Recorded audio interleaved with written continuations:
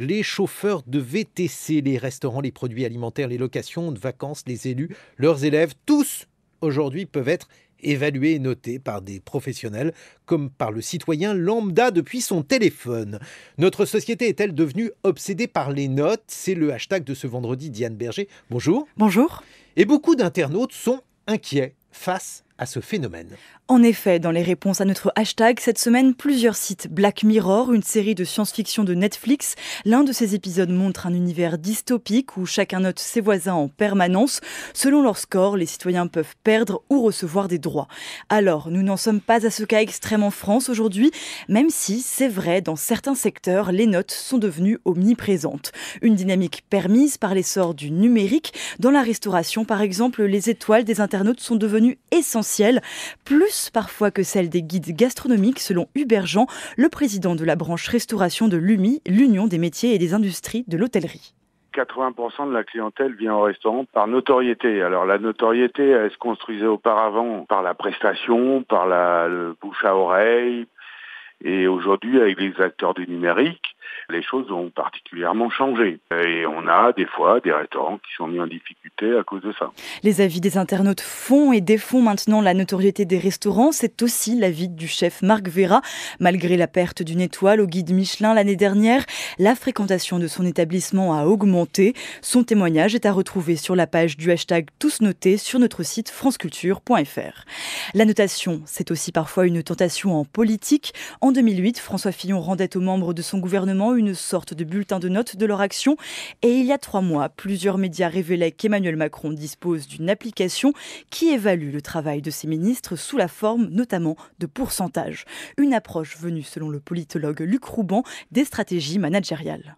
En matière de décision publique, d'action publique, vous avez une mythologie qui est celle de l'imputation personnelle. Ça, c'est un très vieux débat qui court depuis la Troisième République. C'est l'idée qu'on va pouvoir imputer à une personne, isolée, seule, l'échec ou le succès d'une politique publique. Ce qui est évidemment totalement illusoire. Parce que même si vous êtes ministre, et un ministre important, même si vous êtes ministre des Finances, vous n'êtes pas tout seul.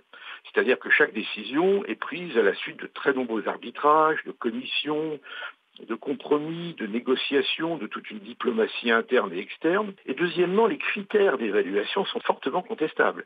Donc on s'en revient un petit peu à la note de gueule. À l'école aussi, lieu de la note par excellence en France, elle est régulièrement critiquée, arbitraire, réductrice. Et pour la sociologue Marie Durubella, cette pratique renforce même les écarts entre les élèves. Les apprentissages sont inégaux parce que les enfants grandissent dans des familles qui sont inégalement dotées de capitaux de tous ordres. Et le problème, c'est que l'école ne corrige pas ça.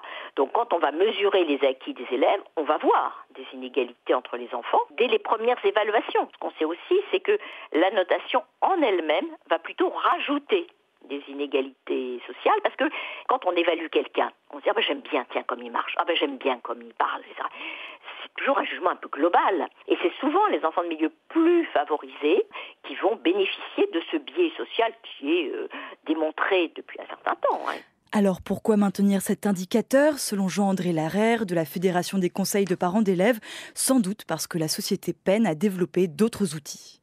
Pour des parents, c'est un point de repère qui est très simple. Ça vous donne un indicateur et puis ça positionne votre enfant par rapport aux autres. Puis le classement derrière, ça vous ouvre des portes. Donc ce sont des possibilités dans un système élitiste, parce que le système français est terriblement élitiste. Le problème de la notation telle qu'on l'entend, qui malheureusement est la seule entrée, la seule vision que les parents ont en général de l'évaluation, c'est la fameuse note sur 20.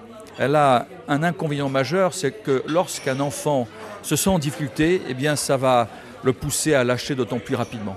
Lui souhaite maintenant voir l'école française développer une pédagogie différente, moins centrée sur les notes.